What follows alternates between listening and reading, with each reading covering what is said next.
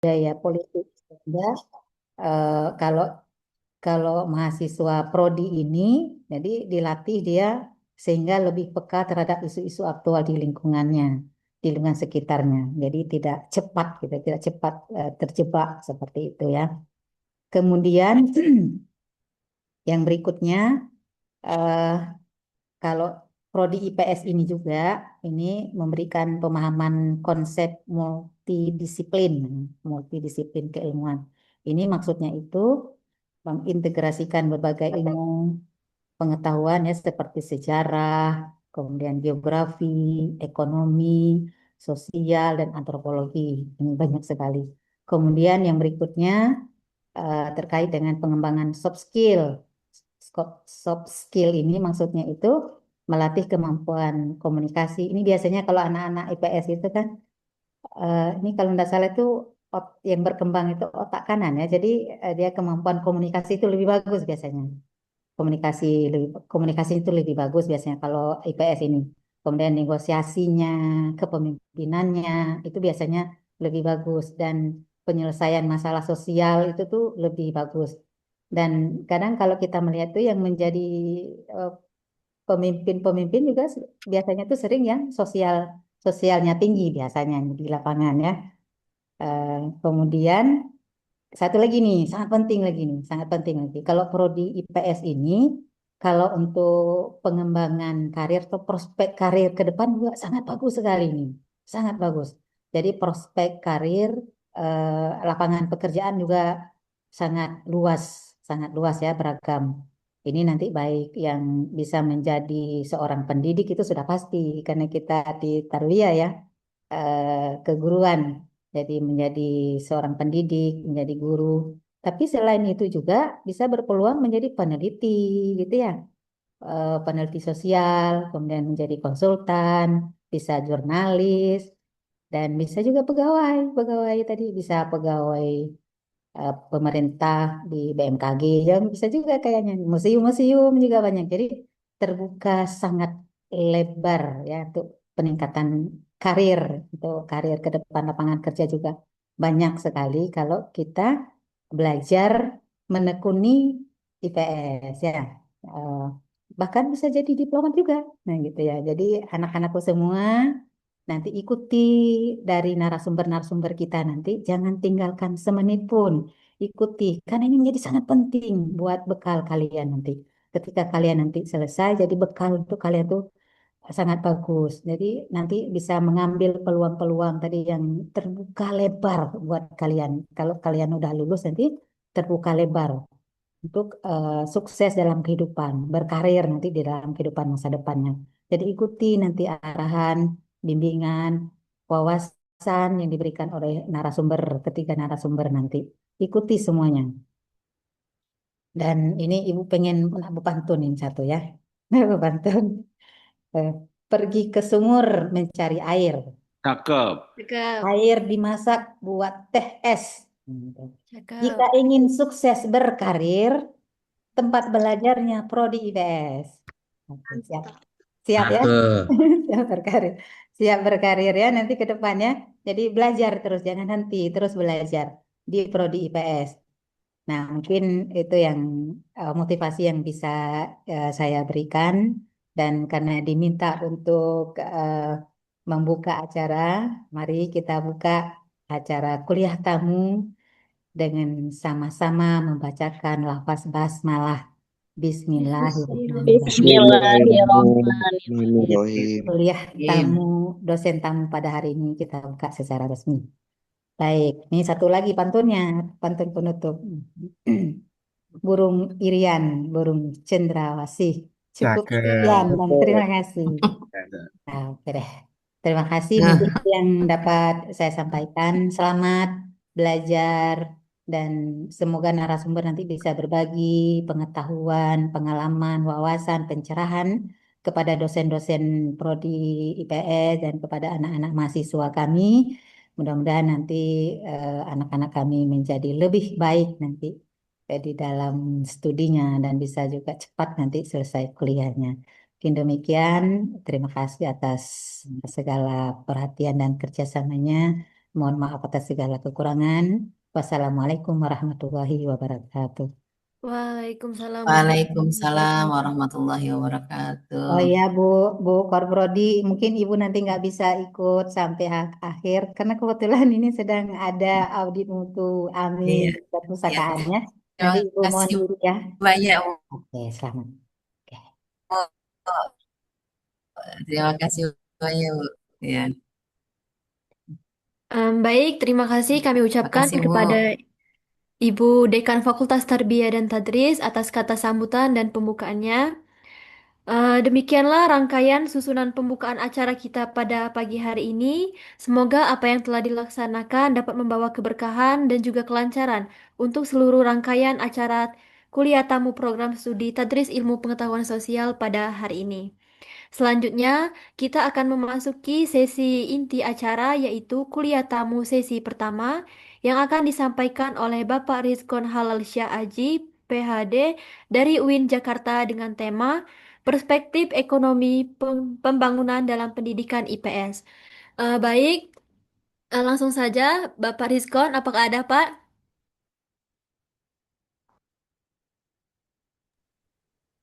Ya, sudah ada itu. Oke, baik teman-teman sekalian, mungkin itulah rangkaian acara kita pada hari ini. Langsung saja, saya akan melanjutkan sebagai moderator yang akan membimbing ataupun menjadi pendiskusi pada sesi kita kali ini, yang dimana narasumber kita ada Bapak Rizkon. Gimana Pak? Assalamualaikum, Mbak Oke, Moderator. Baik, langsung saja teman-teman sekalian, kita akan mendengarkan materi kita yang akan disampaikan oleh Bapak Rizkon. Kepada Bapak Rizkon, waktu dan tempat kami persilakan. Baik, terima kasih. Kedengar suara saya dari sana, Mbak? Iya, Kedengaran, Mbak? terdengar, Pak. Baik. Assalamualaikum warahmatullahi wabarakatuh. Waalaikumsalam warahmatullahi Warahmatullahi wabarakatuh. wabarakatuh. Alhamdulillah, alhamdulillahirabbil alamin, wa bihi nasta'in ala umuri dunya waddin. Allahumma sholli ala sayyidina Muhammad wa ala alihi wa azwajihi ajma'in. Allahu ta'ala fil Qur'anil azim. A'udzu billahi minasyaitonir rajim. Bismillahirrahmanirrahim.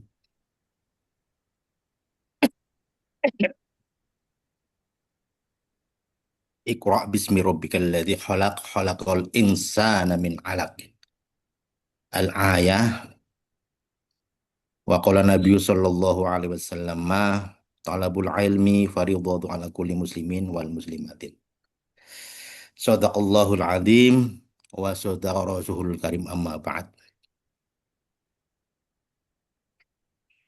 Yang terhormat Ibu Dekan Fakultas Tarbiyah dan Tadris beserta Wakil Dekan serta jajarannya yang tidak bisa saya sebut, mohon maaf, tanpa mengurangi rasa hormat saya di pagi hari ini. Yang saya cintai, anak-anakku, mahasiswa program studi PS Universitas Islam Negeri Bengkulu, Universitas Islam Negeri Fatmawati. Syukur Alhamdulillah, pada pagi hari ini kita bisa berkumpul di majelis ilmu yang berjudul apa ini? Namanya dosen tamu ya. Kuliah tamu. Kuliah tamu. Mudah-mudahan dalam majelis ilmu ini kita dibarokahi oleh Allah Subhanahu wa taala. Amin. Salawat serta salam kita panjatkan kepada junjungan Nabi kita Muhammad Sallallahu Alaihi Wasallam. Hadirin peserta kuliah, sebelumnya izin saya memperkenalkan diri. Mohon maaf, lagi kurang sehat ini. Eh, Saya Rizkon Halal Shah Aji dari Studi Ekonomi Pembangunan UIN Syarif Hidayatullah Jakarta. Saya menghaturkan terima kasih yang setinggi-tingginya kepada Ibu Dekan dan jajarannya yang telah memberikan kesempatan sharing ilmu kepada para mahasiswa, kepada anak-anak kita semua, agar anak-anak kita memiliki keberlanjutan, memikirkan bangsa dan negara ini untuk semata-mata untuk hubbul waton minal iman. Izin saya melanjutkan. Saya sebetulnya background saya adalah statistisi. Background saya adalah statistisi, kemudian mengalami migrasi keilmuan atau kalau bahasa UIN itu integrasi keilmuan, yaitu ke ilmu social science, yaitu demografi. Kemudian saya melanjutkan bertransformasi lagi ke ilmu ekonomi. Sebelum saya membahas inti dari apa namanya mata kuliah atau kuliah ini, saya ingin memberikan garis bawah yang tebal buat anak-anakku. Dalam koridor ilmu sosial itu tidak bisa terpisahkan karena sekarang bernama social science. Jadi ada rumpun ilmu bernama social science gitu. Yang meliputi multidisiplin berbagai macam hal. Salah satunya adalah demografi, sejarah, sosiologi, psikologi, termasuk ekonomi yang tidak serta-merta berdiri sendiri. Tetapi ini berkaitan dengan ilmu-ilmu yang setengah eksakta. Contoh, dalam sosiologi ada terkenal dengan ilmu sosiometri.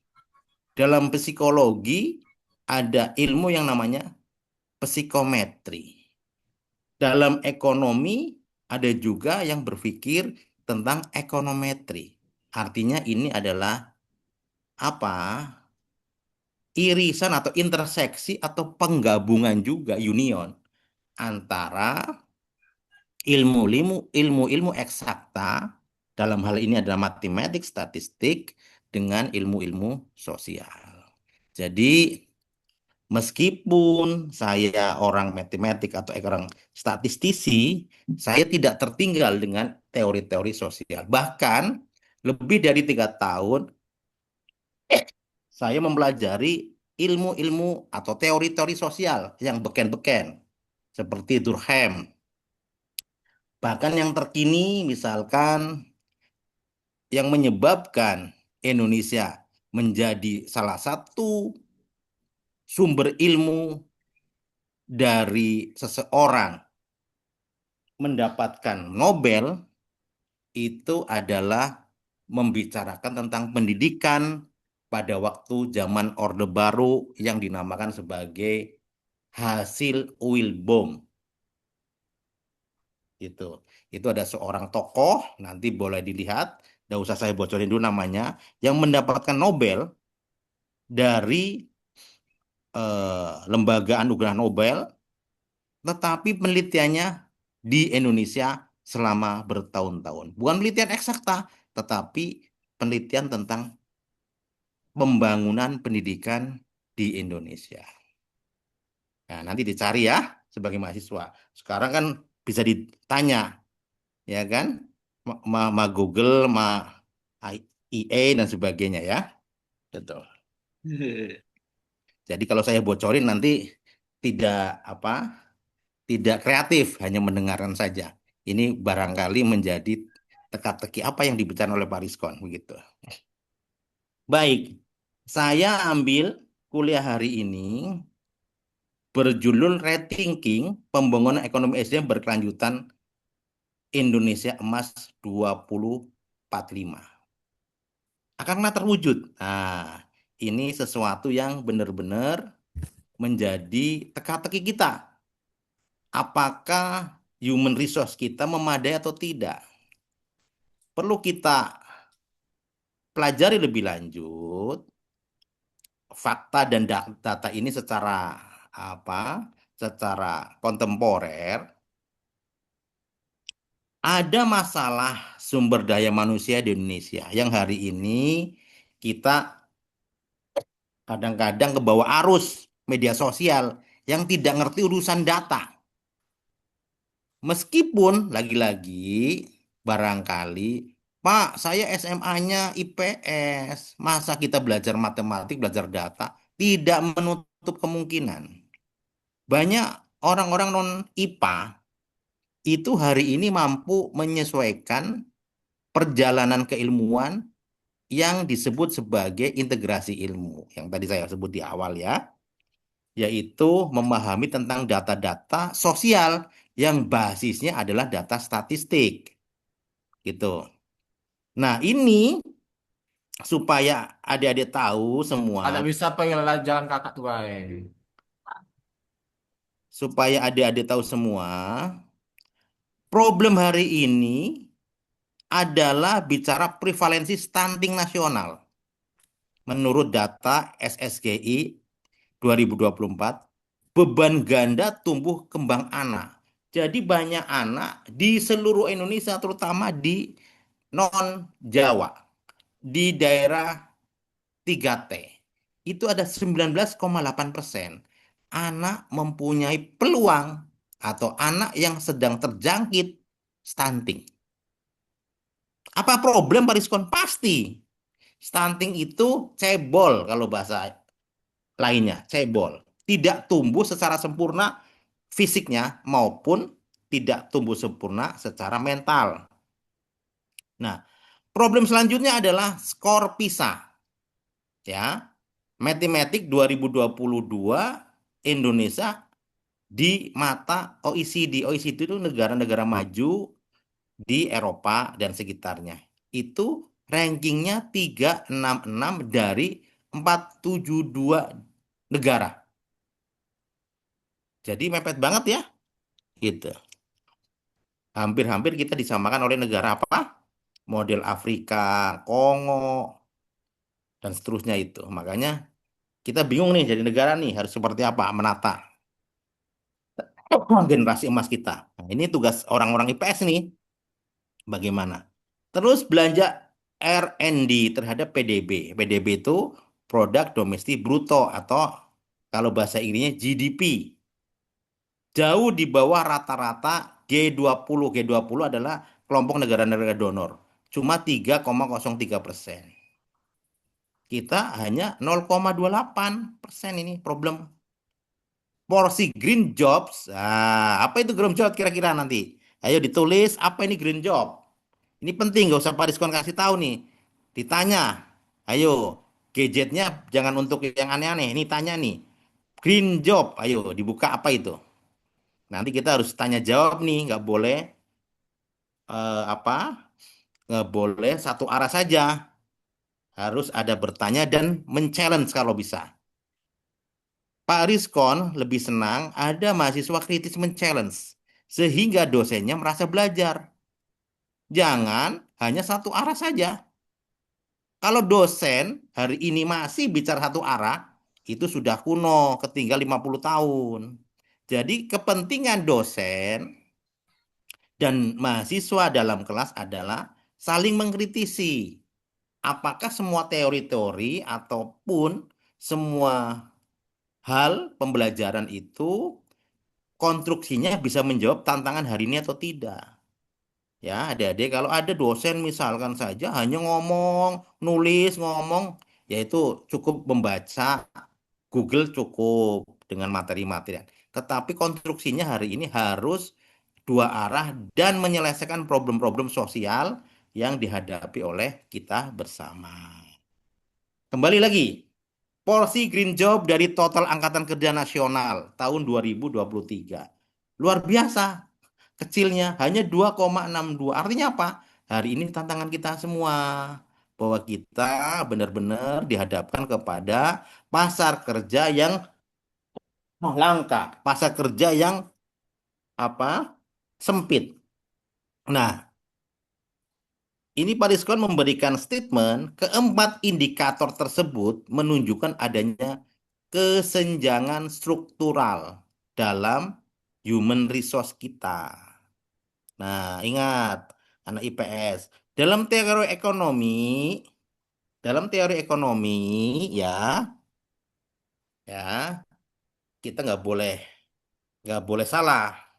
Itu ada yang namanya ekonomi struktural. Ini juga salah satu yang mempengaruhi semangat optimalisasi bonus demografi. Nah, bonus demografi apa Pak Diskon? Demografi dividen bahasa Inggrisnya, demografi dividen itu keuntungan apa? Masyarakat atau penduduk produktif lebih tinggi proporsinya dibanding apa itu? Masyarakat tidak produktif. Artinya yang tidak produktif siapa sih?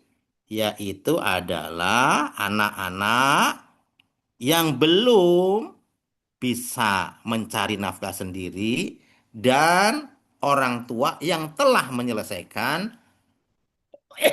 masa produktifnya, yaitu sekitar angkatan 60 tahun ke atas. Kalau anak-anaknya berapa, Pak Rizkon? 15 tahun ke bawah, ya. Itu. Nah, hal-hal yang menjadi pijakan programnya apa? Nah, aspek kesehatan, pendidikan, riset, inovasi, serta pengembangan keterampilan kerja. Nih, nanti kita bahas.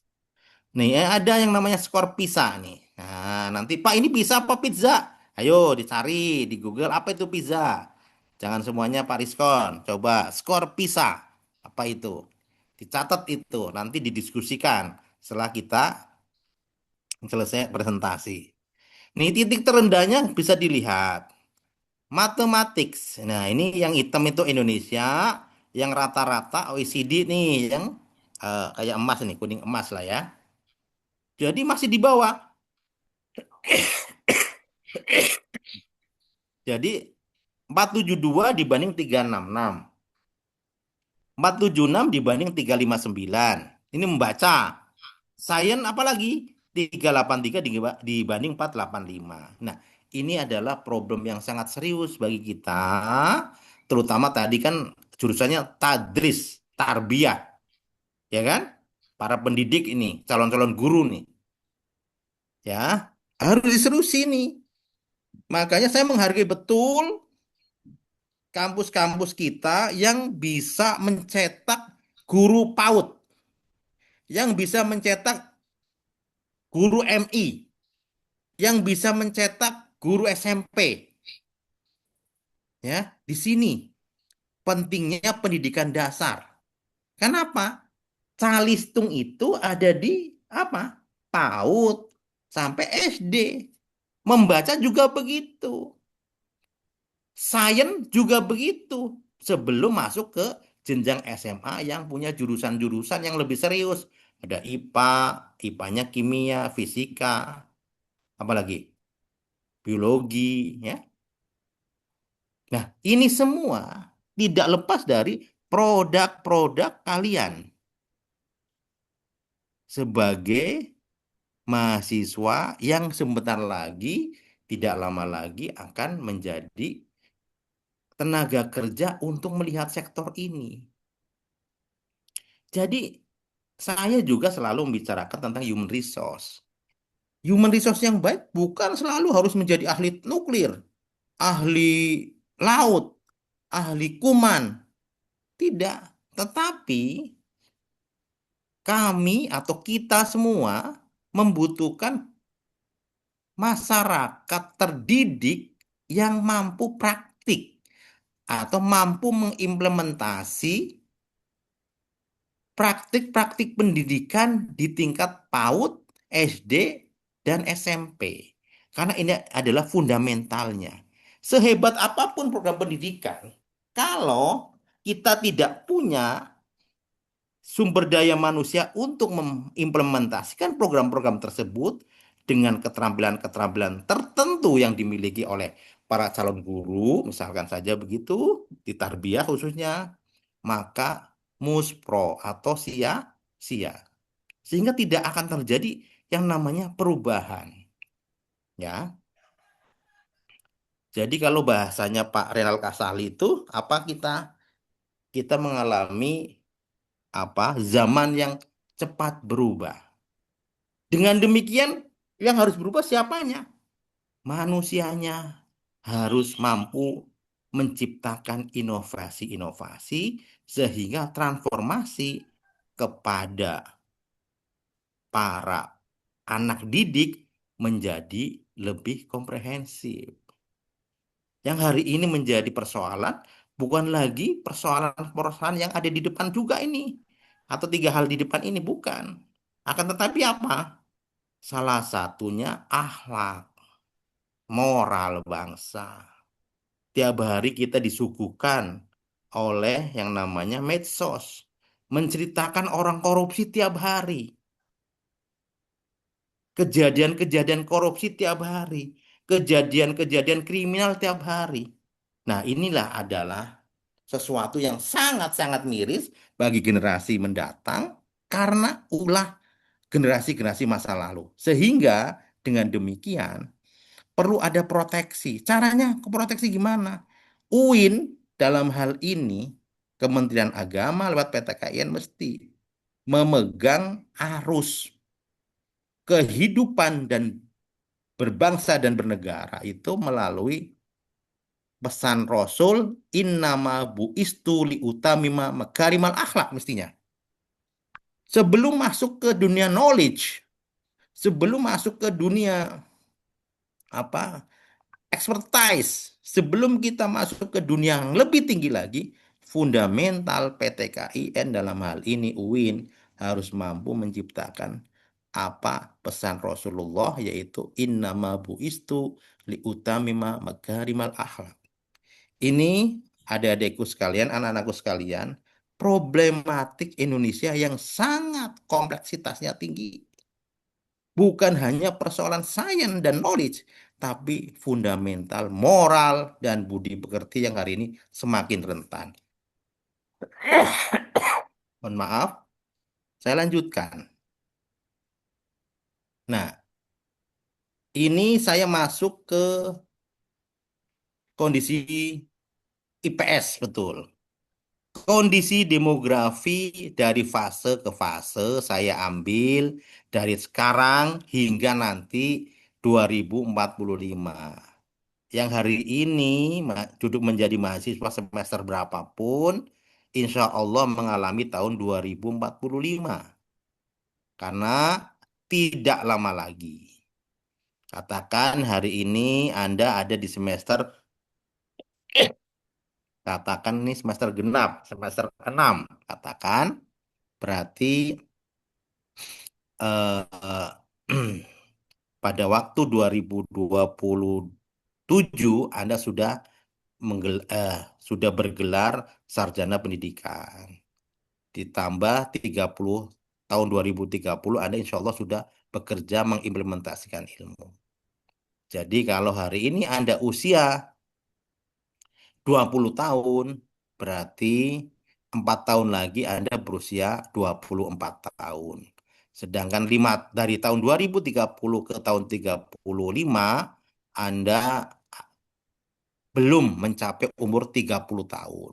Sehingga benar-benar ketika tahun 2045 Anda di usia kurang lebih 35 tahun. Hal ini menunjukkan apa? Tanggung jawab moral, tanggung jawab apapun untuk mendidik bangsa ini ditingkatkan sekolah, terutama TK, SD, dan SMP, serta SMA ada di tangan Anda.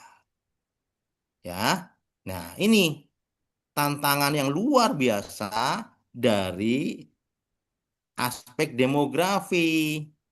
Ya, kita bisa lihat yang namanya piramida penduduk itu sudah makin menggebung kita ini ya. Kelompok usia produktif, terutama sekitar 20 hingga 39 tahun, tampak makin besar. Ini menunjukkan apa? Sesungguhnya jika labor market dibuka selebar-lebarnya oleh negara maupun swasta, maka orang tenaga kerja kita, khususnya fase Anda itu, akan cepat mengambil keuntungan demografis. Kok bisa Pak Diskon? Bisa begitu, kenapa? Yang namanya mengambil keuntungan demografis adalah Anda bisa masuk dunia kerja. Ketika Anda kerja, apa yang terjadi? Anda bisa mendapatkan salary sebagai apresiasi orang mempunyai keterampilan. Ketika Anda punya uang hasil kerja, maka dalam rumusan teori ekonomi, saving sama dengan income dikurangi apa? Konsumsi. Sehingga ketika kelompok usia produktif tampak lebih besar, artinya melebihi kelompok manusia yang tidak produktif, maka Anda bisa memberikan apa? Kontribusi ekonomi kepada kelompok usia yang tidak produktif. Selain itu, Anda pasti bisa menabung. Apa itu menabung sama dengannya? Menabung sama dengannya adalah memberikan devisa kepada negara melalui cadangannya. Seperti halnya Cina. China mempunyai konstruksi piramida penduduk yang mirip Indonesia, tapi Cina mampu menciptakan lapangan kerja dimanapun, baik di luar negeri maupun di dalam negerinya mereka, sehingga Cina sangat kuat mempunyai cadangan devisa negara. Nah, ini yang harus ditiru Indonesia. Indonesia cadangan devisanya belum seberapanya Cina. Padahal penduduknya semakin melebar. Per hari ini 280 juta orang. Nah, inilah yang dinamakan sebagai bonus demografi. Kedua, kelompok usia 60 tahun ke atas mulai membesar secara bertahap, yaitu seiring dengan yang namanya pertumbuhan alami penduduk. Yang ketiga, basis piramida pada usia 0 hingga 4 tahun terlihat lebih sedikit sempit dibanding usia 5 sampai 14 tahun dan sebagai usia produktif muda. Perlu dikasih tahu sama saya, nih anak-anakku, tren di negara-negara maju, banyak sekali usia produktif yang sudah meninggalkan kawin mawin. Nah, bahasanya kawin mawin nih. Sehingga mereka apa? Tidak menghasilkan generasi baru.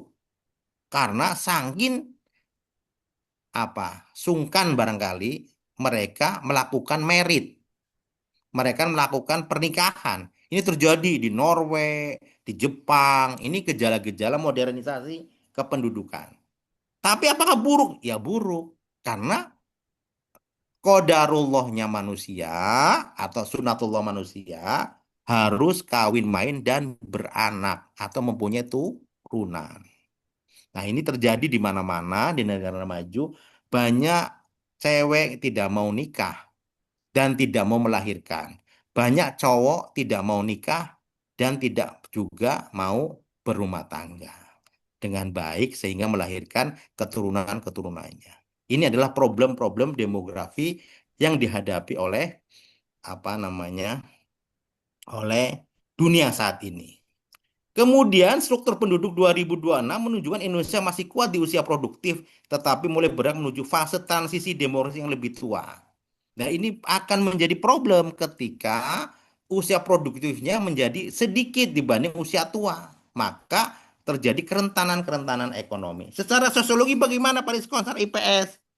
Berbahaya sekali ketika terjadi kekurangan labor, kekurangan sumber daya manusia produktif, terjadi kekurangan tenaga kerja. Anda bisa lihat di Singapura. Kok kalau aku di Bandar Singapura, di Changi kok banyak orang tua kalau makan di restoran-restoran, kok yang memberikan pelayanan orang tua kemana orang mudanya? Itulah terjadi. Orang tua tetap dipaksa bekerja karena apa? Kerentanan tidak tumbuhnya manusia produktif karena susah kawin mawin.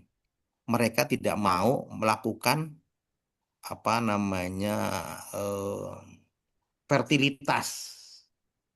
Nah, ini problem kependudukan yang berdampak kepada bagaimana meliterasi IPS pada aspek-aspek apa kontekstual Indonesia ini bisa dijadikan pelajaran dan himbauan serta apa ya instruksional. Kenapa? Sebagai mahasiswa IPS kita harus mengetahui Indonesia hari ini sebenarnya nih persoalan keluarga berencana sudah ditangani oleh satu kementerian, tapi tidak jalan. Nah, ini berdampak kepada keseriusan. Contoh nih, menurut alih saya pada jurnal yang saya tulis tentang apa itu, kalau nggak salah judulnya tentang free meal atau MBG, kalau bahasa sekarang MBG. MBG itu program yang mulia yang sudah berjalan mungkin itu sekitar kalau di beberapa negara Eropa itu ratusan tahun. Di Malaysia terjadi MBG.